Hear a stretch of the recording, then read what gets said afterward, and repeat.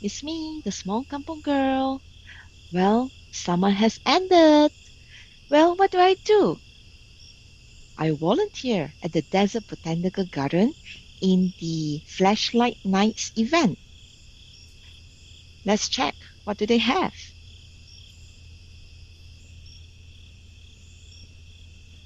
So, it's only on the most of the Saturdays in the evening from 6:30 to 9:30.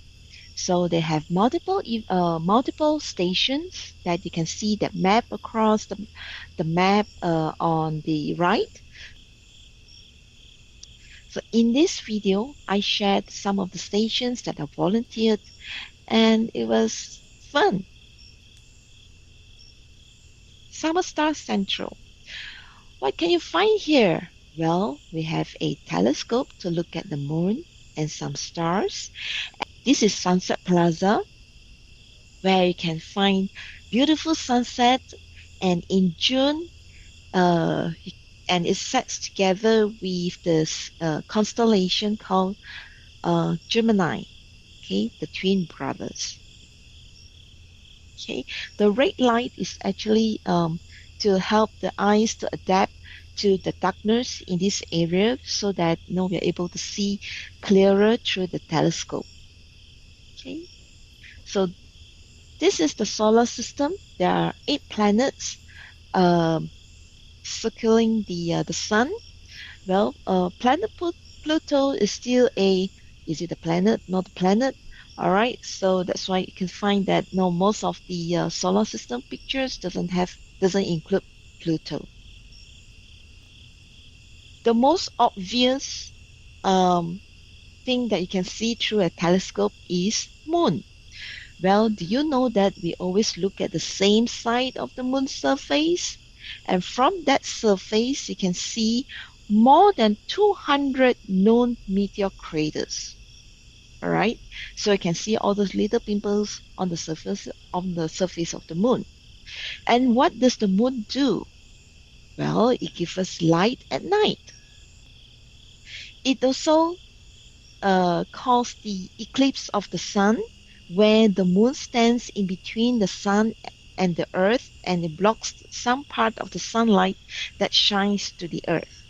Right? When the moon is near to the earth, the moon has also the moon has some gravity, whereby it will pull the sea towards it and cause high tide. Okay, and then there are some tribes or the ancient people use the moon as a calendar, right? Whereby 1 month is a complete circle or complete cycle of the new moon and the full moon. The Hono Oldham calendar year is made of 13 lunar months, right? Or lunar moons. Okay, cute fact. Cute fact. Okay, can you catch a cute bunny on the moon? Well, you can tell the moon is rising where the bunny is sitting upright, or is setting where the bunny's head is pointing down. This way, you can find your way home to identify whether it is the east or the west by looking at the bunny rabbit on the moon. Constellation is also in this station, where what is constellation? It is it will made up a shape of something by connecting the stars or the dots in the sky. Okay, stars are actually burning fireballs like the sun, and they are very far from us, and there are millions of it if you can look at the sky in the dark, right? And then most of the constellations are named after ancient Greek, especially the gods. The Poseidon, Hercules, Orion, Ursa Major. Okay, sailors, travelers, they always looked at this constellation for direction, right? Cute fact, you can find Polaris. How? Polaris is the North Star. Okay, if you can find the Big Dipper, which is part of the Ursa Major, well, it looks like a pot, When you connect the base of the pot and the tip of the pot and all the way to another star, which connects to the end of the Little Dipper, which look like another pot, all right?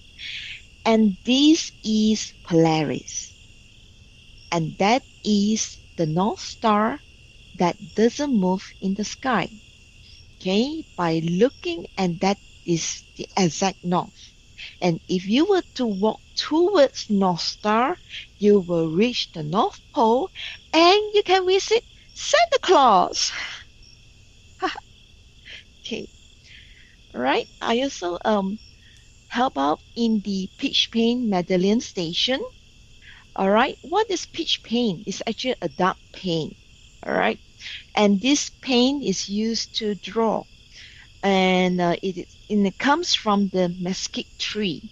Well, plants, they are very intelligent, you know. They know how to cure themselves. So when you injure a mesquite tree, it will emit this black liquid to heal itself. So once the wound is healed, this ink will dry up and it will turn into a black lump, right? So the ancient people will use this ink to draw in the caves, like the petroglyphs art. All right, they can even draw it on the pottery, and also it's used for fun. Okay, and then be careful. All right, because once this ink touches your T-shirt, it stays there permanently, right? Okay. And prickly pear cactus, right? So prickly pear, it is a flat paste kind of pets, kind of cactus that looks. That's why and cactus generally it is a tree of multi-use, right? So the young cactus pads you can cut it up and use it for like vegetables for food, and you can even make them as French fries, cactus fries instead of French fries, right? And then prickly pear fruit you can make the juice, candy, tequila, and please avoid the seeds, right? Because it can cause constipation. And this prickly pear, it is a home for these bugs called cochineal bugs. Okay, and it has a perfect red dye for ropes. You can see on this hand when you squash it, it looks like blood, right? So don't be afraid. It comes from the cochineal bugs. And the prickly pear is very rich in fiber. So this cactus fiber, when you reprocess it, you can make it like a leather for purse. And Fossil is selling one of them. Isn't that cute? Leaves. The leaf has its connection, and the leaves, as I said, no, the plants, as I said, they are very intelligent, all right? They will evolve to survive, but it will take time. And you can see that the desert plants, it has different types of leaves, all right? The waxy type, like the creosote, it will prevent the moisture from evaporation, and it's tiny, like the Palo Verde, all right? Palo Verde, it is, in Spanish, it's called a green stick, right? Green because of its trunk has chlorophyll to make food. So in summer, Palo Verde will drop all the leaves to prevent water loss. And then it is tiny, all right, so that it doesn't so that the water doesn't evaporate. Okay, why do I always relate water loss to leaves? Because during photosynthesis, it will the chlorophyll will make food and release water. All right, so the lesser leaves we have, the better. Okay, and then sage have hairy leaves. All right, this hair will trap the moisture in the leaf. And you can notice that cactus has spine. Spine is actually evolved from leaf. All right, so when cactus doesn't have leaf, basically it doesn't lose any water, right? But because of the cactus trunk is so juicy, it has to protect itself from being eaten by animals. Okay, cute fact. All right, so in this activity, if you want to trace a leaf, you trace at the back of the leaf where it have obvious veins, okay, that carry the food and water. And then if you want to have multiple leaves that overlap, you don't overlap them, but then you trace one leaf at a time. Desert critters. All right, so we have uh how to say, we have special station for outside vendors come in to demonstrate uh their um their creatures. All right. So I can see CJ is holding the Arizona millipede, which is black in color, compared to the Texas millipede, where it has obvious dark rings around it. And we have also another station for creature feature, where you can see the Sonoran desert tortoise and the spadefoot toad, and its feet is so hard that it can even dig the dirt on the in the desert, right? Like a spade. And the Gila lizard, right? And it's big, fat, and it eats eggs, just like any other lizard. Super saguaro. Okay, many people corrected me many times. I like to pronounce it as saguaro, but actually it is a Spanish word, saguaro, silent G. Okay, so saguaro fruits harvest marks the Tohono O'odham tribe New Year. Okay, and then they will harvest the fruits, made it into wine for the celebration. And this giant saguaro, which we can only find it in the Sonoran Desert, it can grow up to 50 feet. And how does it stand up so high? It is by the support of the ribs, or they call it a wood, okay, that looks like ribs. Okay, and the first arm branched out after 50 years. Okay, and then averagely this saguaro can live up to 70 to 120 years, right? And then each fruit can only have one seed that live up to 120 years old. And we also have a record that it can reach up to 200 years. Cute fact. Saguaro adapts slowly. All right, it takes 10 years to grow up to an inch. So stay on the trail when you hike because you never know when you step on the saguaro baby and you squashed it. Oh, okay. And have you ever wondered why there's a ribbon tied to the tip of the saguaro at the nursery? Well, you can see that there's a bow, and the bow identifies that that position is facing north. All right. So make sure when you do transplanting, make sure that the tree faces the same direction so that you don't kill it, right? Okay. And um have you ever wonder why does the saguaro skin looks like an accordion? Well, if you look at the left picture, that is the ribs of the saguaro. All right, it holds the tree up high, and the rib is stagnant, right? And it can store only a limited amount of water. So the skin actually helps to store more water, and it can grow up to 6 gallons by moving the skin. So when the tree senses water after rain, the roots will just suddenly just grow out a lot of tiny, hairy roots. Zing! Just like Wolverine, and then just suck, suck, suck, suck, suck as much water as possible. So when it moves its skin, it can store more water in its trunk, right? So cactus by nature doesn't need a lot of water. So if you want your tree, your cactus to look plump, make it thirsty for a few weeks. And then water it slowly, bit by bit. And ta-da! The next day it becomes plump. Isn't that cute?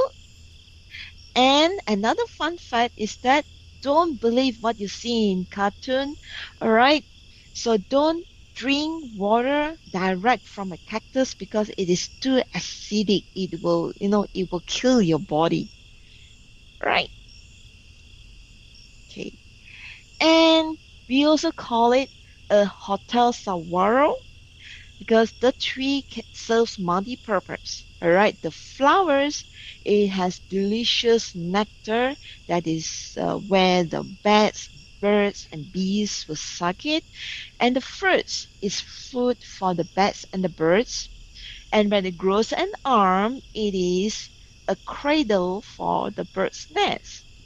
And this tree, sometimes you can see a lot of holes on a saguaro, a holy tree, and it's not spiritual holy, but physically it's holy, and it is a home for the woodpecker and other birds.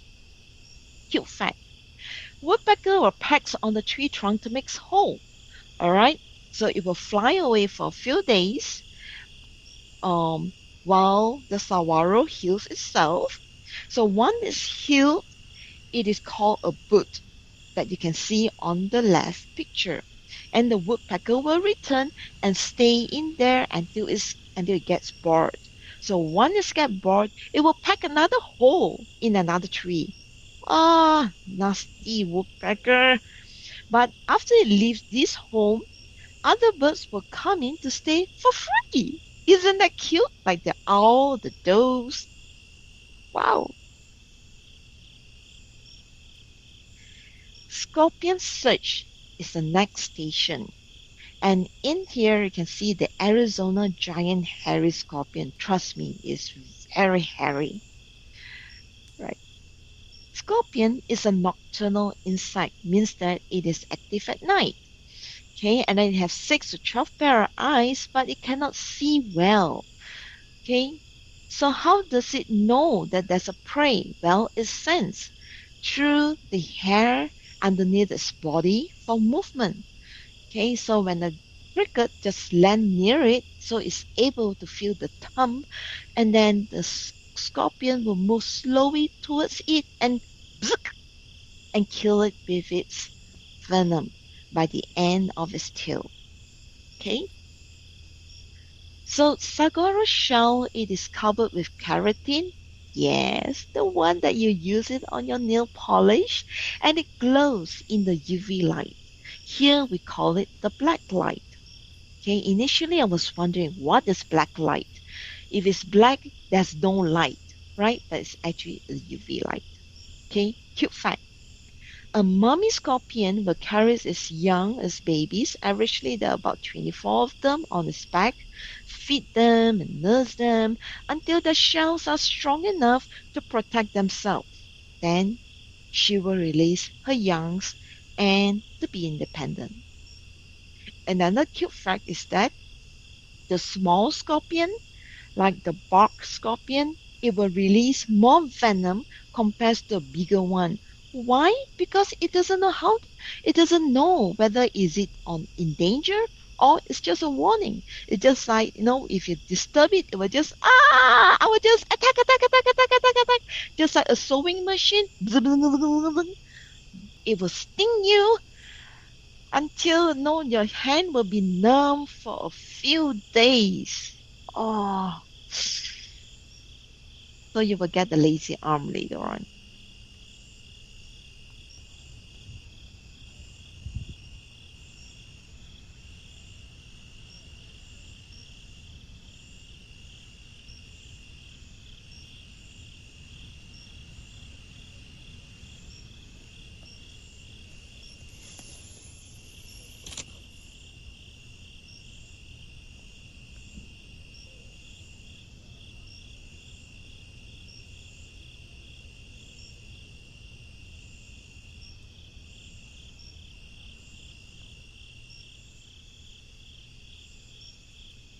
Next is the spawn explorer. Okay, we what I did is just that I just scoop whatever I can find in the pond and put it in the basin. I was so lucky that I got a water scorpion. Why is it called water scorpion? Because the front legs has a spinner like a scorpion. All right, and then it is an insect. It has 6 legs, but unfortunately, I think I broke one of its leg. Sorry. Okay. So in this basin, I have snails, a damselfly nymph. What else? I also have water strider, um, and a tadpole. And you know what happened? This water scorpion, it is a nocturnal, and basically it just munch away everything in the basin.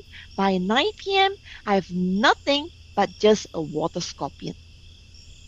Fun fact, right? A water scorpion, it breathes through its butt, so you can see that occasionally it will jut out its butt to the surface of the water to breathe. Okay, and when it gets dark, I will get a symphony from the pond, and the happy Arizona bullfrog are just making sound to attract females and to make more babies, tadpoles in the pond.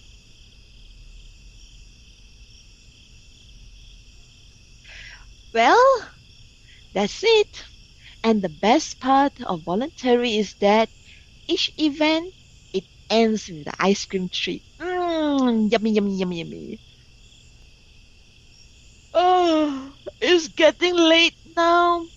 I'm going to head back to sleep. Good night, desert creatures. Good night, desert plants. I'll see you in next summer.